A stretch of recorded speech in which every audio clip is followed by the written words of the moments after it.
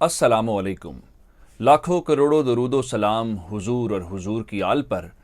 मैं हूं आपका मेज़बान उमर दराज गोंदल और आपको अपने यूट्यूब चैनल के ऊपर खुशामदीद कहूँगा।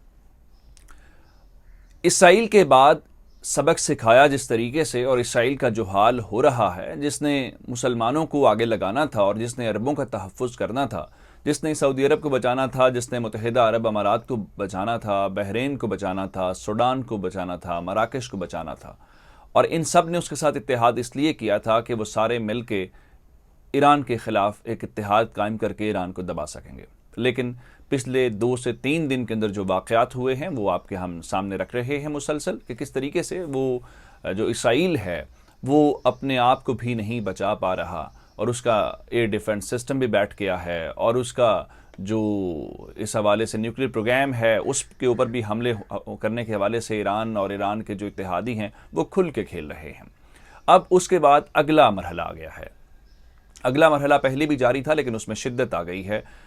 जो कुछ शाम के ज़रिए ईरान ने करवाया वो अपनी जगह पे एग्जिस्ट करता है, लेकिन अब क्या हुआ है कि जिस तरीके से जिस तसलसल के साथ इसराइल के अंदर घुस के और इसराइल के मफादात को नुकसान पहुंचाने की कोशिश की गई और नुकसान पहुंचाया गया और उसकी तकलीफ जो है वो बहुत दूर तक महसूस की गई है, बिल्कुल उसी तरीके से अब उसके सरपरस्त आला अमरीका का हाल करने का फैसला कर लिया गया है। अब यूं कहिए कि कुछ फोर्स ने अज़ली दुश्मन को और एक नाजायज़ रियासत को, एक ऐसी रियासत को जो मुसलमानों के इलाके के ऊपर और मुक़द्दस इलाके के ऊपर काबिज़ है और मुसलमान उससे निजात लेना चाहते हैं, वो जिसके सर के ऊपर कायम है, जिसके वजह से वो सारा कुछ कर रही है, अब कुछ फोर्स ने आप यूँ कहिए कि उसका पीछा करने का फ़ैसला कर लिया है। और उसका पीछा करने का बेहतरीन फ़ैसला क्या है? उसको इस वक्त सारे महाज़ों के ऊपर शिकस्त का सामना है।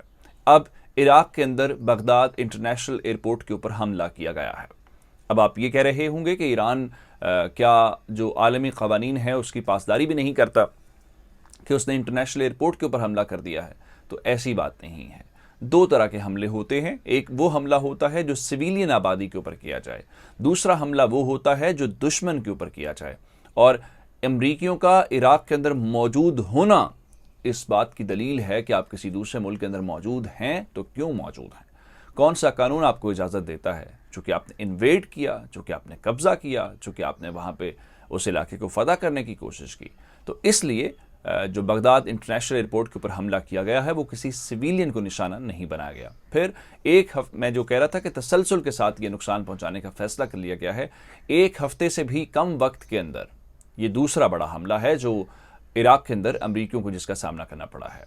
और उधर एक और चीज़ अमेरिका ने, जो ईरान का एक और मुखालिफ है सऊदी अरब, उसको लेके अमेरिका ने एक बड़ा ऐलान किया है। ये तमाम तफसीलात आपकी खिदमत में लेके हाजिर हुए हैं। आपसे गुजारिश करेंगे कि हमारा यूट्यूब चैनल सब्सक्राइब कर लीजिए और बेल आइकॉन के ऊपर क्लिक कर लीजिए ताकि हमारी आइंदा आने वाली वीडियोज़ बर वक्त आप तक पहुँचती रहें।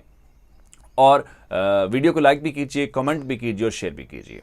तो जनाब अली, अब आपके सामने खबर क्या रखना चाहते हैं। कुछ दिन पहले, यानी कुछ दिन पहले क्या, आज से 4 या 5 दिन पहले 18 अप्रैल को जो बगदाद की बलद एयरबेस है उसके ऊपर एक हमला किया गया था और उस हमले के अंदर रॉकेट फायर किए गए थे। उन हमलों के दौरान हुआ क्या था कि वहाँ पे 2 लोग ज़ख्मी हो गए थे और जो तफसीलात सामने आई थी उस वक्त भी लोगों ने यही कहा कि जो अमेरिका की जगह है उसको निशाना बना, एक एयरबेस को जो बुनियादी तौर पर इराक़ की है उसको निशाना बनाया गया है। लेकिन जिस गिरोह ने यह हमला किया, चूँकि ईरान उसकी हिमायत करता है और ईरान जो भी फॉरेन फोर्सेस हैं जिन्होंने किसी भी इलाके के ऊपर कब्ज़ा किया हुआ है, तो उनके लिए चूँकि वो एक मौत का पैगाम बन के आता है, कहर बन के टूट पड़ता है, तो उन्होंने कहा जी यहाँ पे सादा सा किसी इराक़ी के ऊपर या इराक़ की किसी जगह के ऊपर हमला नहीं किया गया।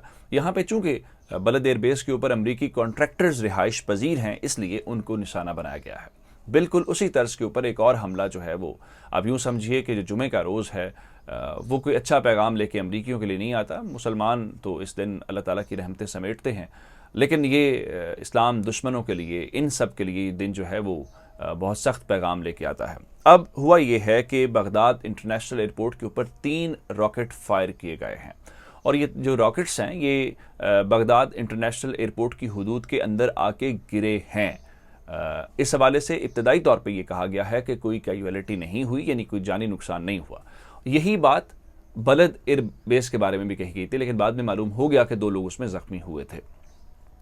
लेकिन ये सवाल नहीं होता कि कितने लोग ज़ख्मी हो गए या कितने कोई अमरीकी या कोई भी जो आदमी है उसकी जान चली गई। ये सवाल बुनियादी तौर पे नहीं है। सवाल ये है कि हर वो जगह जहाँ पे अमरीकी मौजूद हैं उनको ये मैसेज कन्वे करना कि यहाँ तक हमारी पहुँच है, ये बहुत ज़रूरी है। तो 3 रॉकेट फायर किए गए हैं और बगदाद इंटरनेशनल एयरपोर्ट के ऊपर जो रॉकेट फायर करके हमला किया गया है वो उस इलाके को या उस जो हदूद है उसको निशाना नहीं बनाया गया जहाँ पे आम सिविलियंस जो हैं या परवाज़ों का जो अमल है या परवाज़ें टेक ऑफ करती हैं, लैंड करती हैं, ये उस इलाके को निशाना बनाया गया है जहाँ पे अमरीकी यहाँ पे रिहाइश पजीर हैं। तो अमरीकियों की उस अमाजगाह को जिसके अंदर बैठ के वो इस खित्ते के अंदर और ईरानियों के मफादात को नुकसान पहुँचाने की कोशिश करते हैं, उसको नुकसान पहुँचाने की उन्होंने कोशिश की है। और आप अंदाज़ा करें कि किस तरह की तैयारी की गई है और किस सतह के ऊपर, मैंने जो आपको बार बार कह रहा हूँ कि तसलसल के साथ अब कुछ फोर्स ने इसराइल के बाद अमरीकियों को निशाने पर लिया है। जैसे ही ये हमले हुए, 3 रॉकेट फायर हुए, तो उसके बाद जो इराक की मिलिट्री है उसने जो मुल्हिका इलाका है उसका सर्च ऑपरेशन किया और इस सर्च ऑपरेशन के दौरान उन्हें एक घर से बहुत ज़्यादा ऐसे रॉकेट्स बरामद हुए जो अनफायर्ड थे, यानी जिनको अभी तक लॉन्च नहीं किया गया था। लेकिन कहा यह जा रहा है कि वो तमाम के तमाम जो रॉकेट्स हैं वो इस हमले के बाद एयरपोर्ट के ऊपर दागे जाने थे। लेकिन इस 3 रॉकेट्स फायर किए जाने के हमले के बाद इराक की फोर्सेस ने वहाँ पर सर्च ऑपरेशन के दौरान जो है उनको बरामद कर लिया है। और अब एक और जो इस कहानी में ट्विस्ट आया है वो ट्विस्ट ये है कि चूंकि ये सारे वो इलाके हैं जहाँ पे ये सारा कुछ हो रहा है, वहाँ पे उनके ऊपर हमले हो रहे हैं, यानी बड़ी हिकमत अमली के साथ। शाम के अंदर भी, अगर शाम के अंदर से भी कोई बैलिस्टिक मिसाइल इसराइल के अंदर गया है तो शाम के अंदर भी इसराइल हमले करता है, यानी लीगल ग्राउंड बिल्कुल क्लियर रखी हुई है। उस जस्टिफिकेशन, अगर इसराइल हमला कर सकता है तो फिर शाम को भी ये हक है। बिल्कुल उसी तरीके से यहाँ पे अमरीकी मौजूद हैं और अमरीकी यहाँ पे मौजूद के कहने को वो दाइश के खिलाफ कार्रवाइयाँ करने के लिए आए थे, लेकिन आपको मालूम है कि अमरीकी जब आते हैं तो वो कम ऐसा होता है कि वो वापस जाते हैं।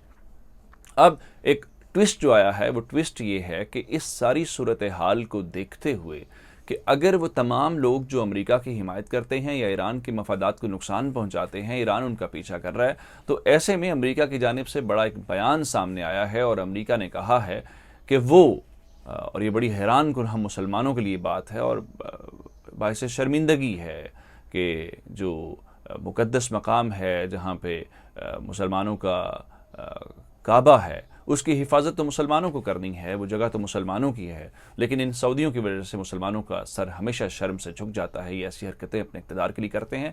अमरीकियों ने यह पैगाम दिया है। आप इस बात के ऊपर हैरान होंगे कि हम सऊदी अरब के दिफा के हवाले से जो कमिटमेंट है हम उसके ऊपर पूरे हैं और हम कमिटेड हैं। ये बयान क्यों दिया गया है, ये इस बयान का तनाजुर क्या है? उसकी वजह यह है कि जो कुछ ईरान उन ममालिक के साथ कर रहा है तो कोई बैद नहीं है कि हौसी तो कर ही रहे हैं, ईरान बराह रास्त भी कोई ऐसी सबक सिखाने की कोशिश कर सकता है जिसके बाद अमेरिका को पैगाम देना पड़ा है। जाते जाते आपसे गुजारिश करेंगे कि हमारा यूट्यूब चैनल सब्सक्राइब कीजिएगा। आपकी समातों का बहुत शुक्रिया।